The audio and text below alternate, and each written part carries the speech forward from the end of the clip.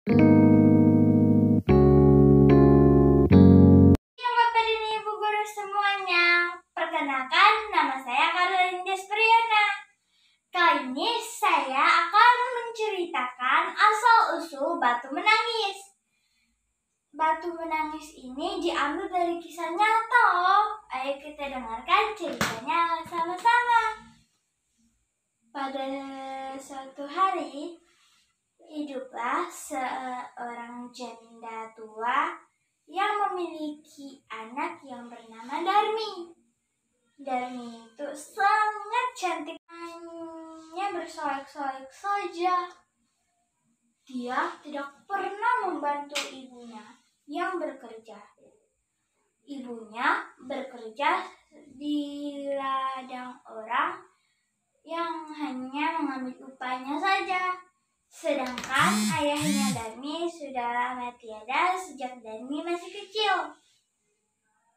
Dulu kehidupan mereka sangat pas-pasan, tetapi semenjak ayah Darmi tiada, keuangan mereka mulai berkurang.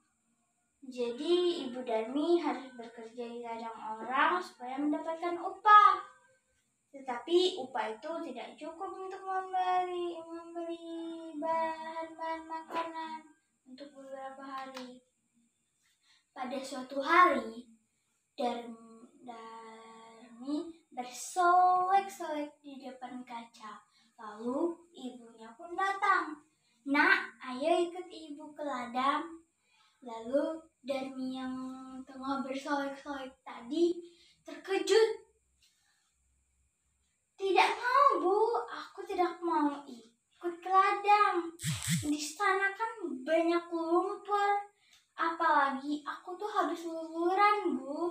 Nanti kulit aku yang udah bersih ini malah jadi hitam kayak ibu. Aku juga udah keramas, nanti bau rambutku." Bentak Darmi. Lalu ibunya pun yang merasa sedih pergi ke ladang. Lalu pas sorenya ibunya pun pulang dan menghitung uang hasil upahnya.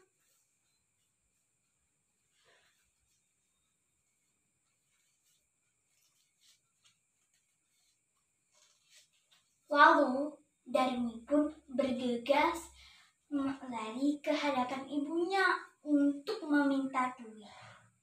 "Ibu, aku minta duit dong untuk aku beli alat kecantikan aku.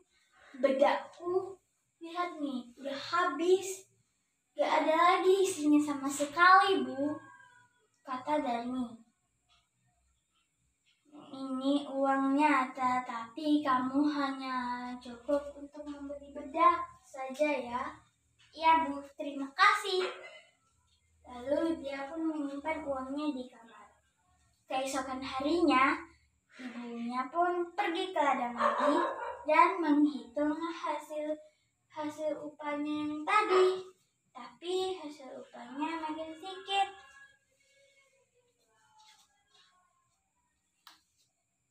Lalu Darmi pun yang melihat ibunya menghitung duit langsung bergegas lari ke hadapan ibunya lagi. Ibu, aku minta duit dong untuk membeli lipstikku. Lipstikku sudah habis, Bu."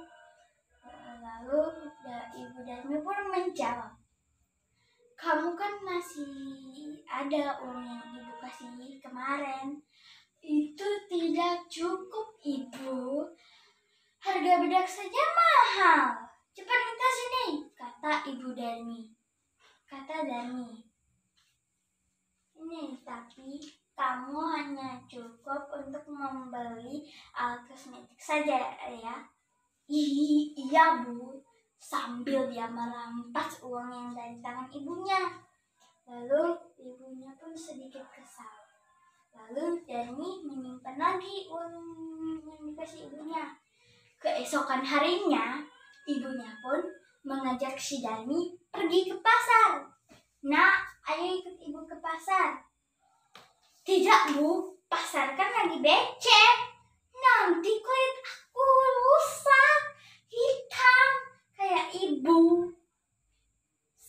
dia membentak marah.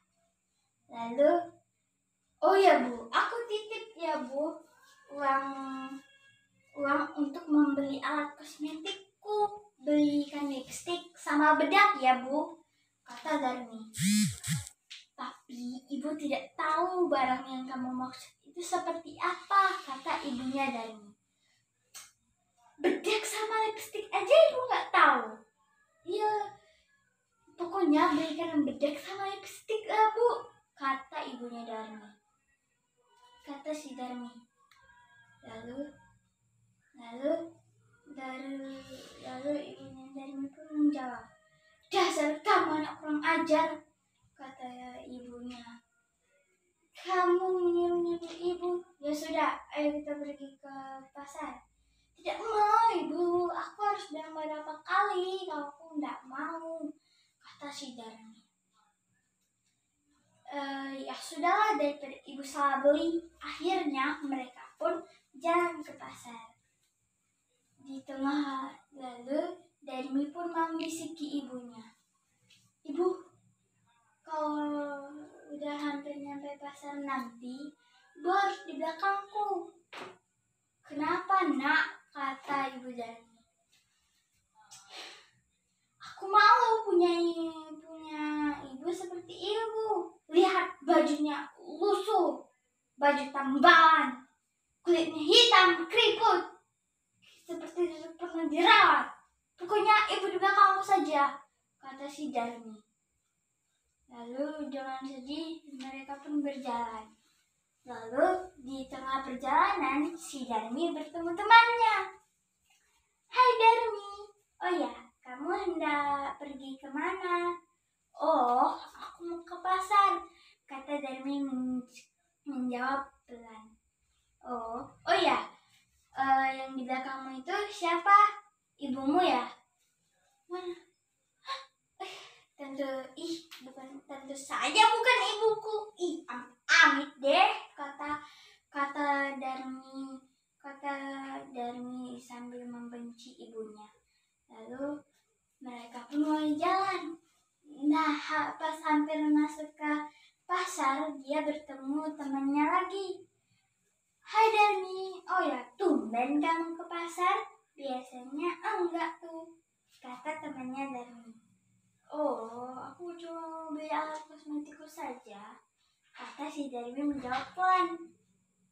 Oh ya, ngomong-ngomong, di belakangmu itu siapa? Ibumu ya? Hah, tentu saja bukan ibuku, dia pembantuku, kata Darmi membentak. Oh, dadah Darmi, dadah. Lalu ibu Darmi pun mulai sedih dan marah. Lalu dia pun berdoa di pinggir jalan sambil mengangkat tangannya. Ya Tuhan, ampunilah hambamu, kata ibunya sambil berdoa. Berikanlah ganjaran yang setimpal untuk anakku Darmi, ya Tuhan, kata ibunya sambil menangis. Lalu Darmi pun yang menoleh ke belakang. Ibu, kenapa sih? Kok berhenti? Jalan cepat.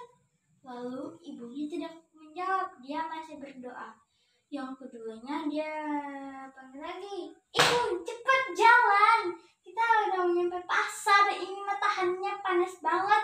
Aku kan udah bilang, aku tuh habis nyuruhan. Nanti kulitku rusak gara-gara kena panas. Cepat jalan Bu, kata Darmi membentak. Tetapi tiba-tiba petir guntur menyambar di mana-mana. Lalu hujan pun mengguyur desa itu. Lalu Darmi pun hendak berjalan. Ibu, kenapa kakiku tidak bisa digerakkan?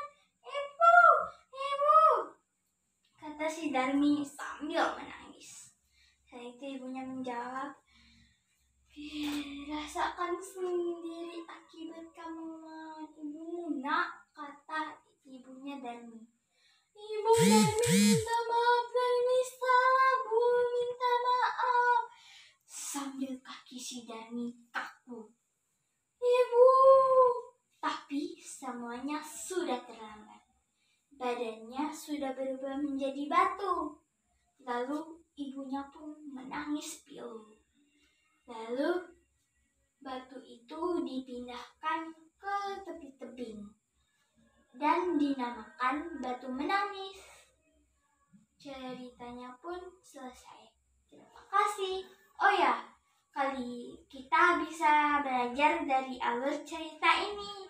Kalian, pembelajaran yang kita dapat dari cerita ini, kita tidak boleh melawan kepada orang tua. Dan kita harus sopan kepada orang tua dan menghormati orang tua. Karena kita tidak tahu apa yang Tuhan lakukan untuk kita. Terima kasih, jangan melawan orang tua kalian ya. Dadah!